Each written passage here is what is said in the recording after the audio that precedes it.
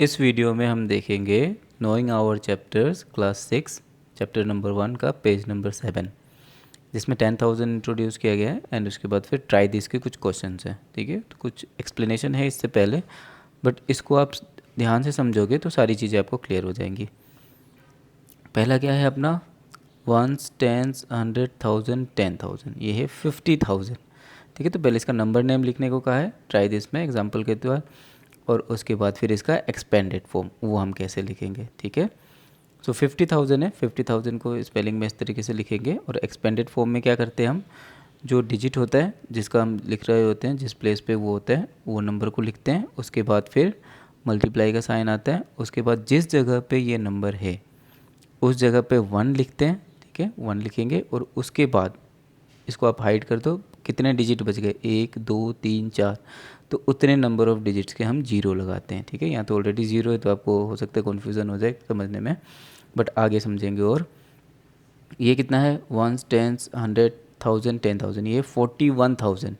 तो ये number name में इस तरीके से लिखेंगे। अब इसको एक्सपेंडेड फॉर्म में कैसे लिखेंगे अच्छे से समझ में आएगा। ये सबसे पहले जो अपना 4 है, पहले 4 लिखेंगे, उसके बाद 4 को आप हाइड कर दोगे, 1 लिखोगे। ठीक है, अब 4 को भूल जाइए और 4 की जगह आपने यहाँ पे 1 लिख दिया। अब यहाँ पे कितने डिजिट बचे, 1 2 3 4, तो ये आप 4 ज़ीरोज़ लगा दोगे। एक्सपेंडेड फॉर्म में लिखने का ये तरीका है।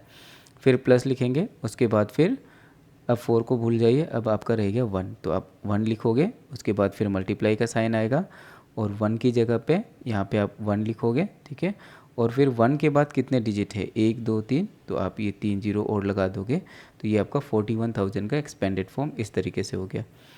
इस एग्जांपल से आप चीज़ों को बहुत अच्छे तरीके से समझोगे, क्योंकि यहाँ पे ऑलरेडी ज़ीरोस थे तो हो सकता है कन्फ्यूज़न हो, यहाँ पे 1 है, 1 की जगह ये एक्सप्लेनेशन में हो सकता है आपको कन्फ्यूज़न हो, बट यहाँ पे आपको सारी चीज़ें क्लियर हो जाएंगी।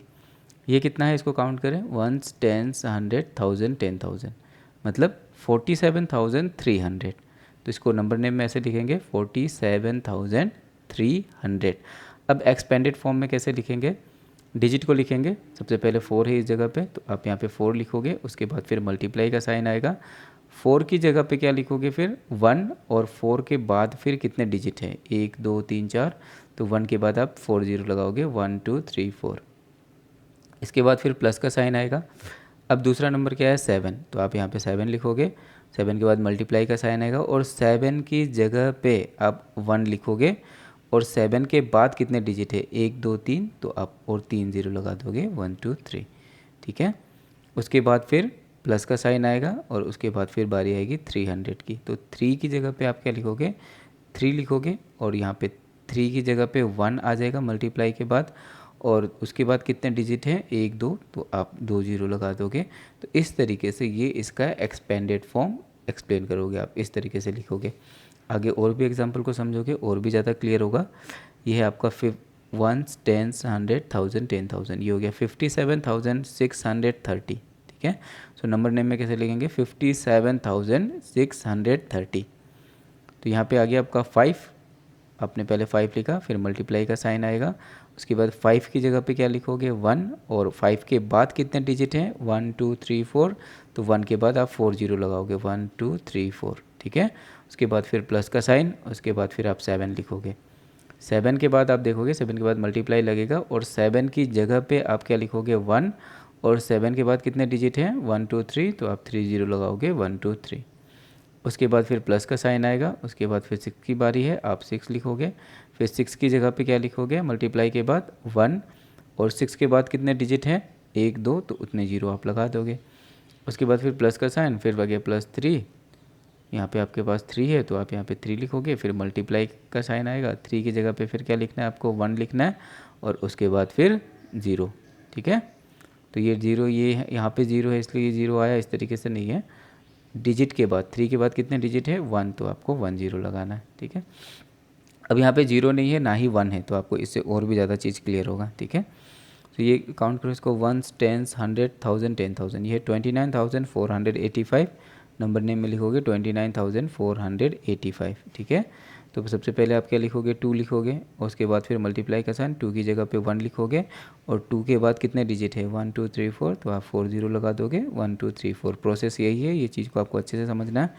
प्लस उसके बाद फिर कौन सा डिजिट है, 9 है, तो 9 लिखा आपने, मल्टीप्लाई के बाद फिर 9 की जगह पे 1 लिखोगे, और 9 के बाद कितने डिजिट है, 3 डिजिट है, तो 3 जीरो यहाँ पे लगा दोगे, प्लस 4 लिखोगे आप, 4 के बाद मल्टीप्लाई का साइन, 4 की जगह पे 1 लिखोगे, और 4 के बाद कितने डिजिट हैं, 8 और 5 2 डिजिट है, तो आप 2 जीरो लगाओगे, प्लस 8, 8 की जगह पे फिर आप क्या लिखोगे, 1 लिखोगे मल्टीप्लाई के बाद, और 8 के बाद कितना डिजिट है, 1 है, तो 1 जीरो लगाओगे, प्लस 5।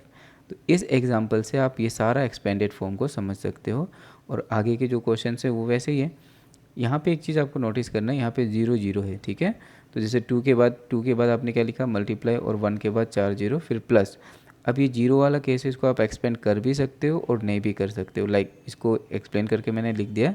अगर नहीं करना चाहो तो नहीं भी कर सकते हो, सीधा 8 इंटू 10, उसके बाद फिर 5, ये वाला फॉर्म भी आप लिख सकते हो। बट आपको कोई कन्फ्यूज़न ना हो, स्टार्टिंग डेज है आपके, तो आप सारा कुछ स्टेप बाय स्टेप करते जाइए, कोई गलती नहीं होगी आपसे। इसको आप देखोगे तो आपको पूरा क्लियर हो जाएगा, ठीक है, यहाँ तक आपको समझ में आ गया, तो ये पूरा प्रोसेस आपको समझ में आ जाएगा, और आगे भी जो एक्सपेंडेड फॉर्म वाले क्वेश्चंस होंगे वो बिल्कुल सेम ऐसे ही हैं।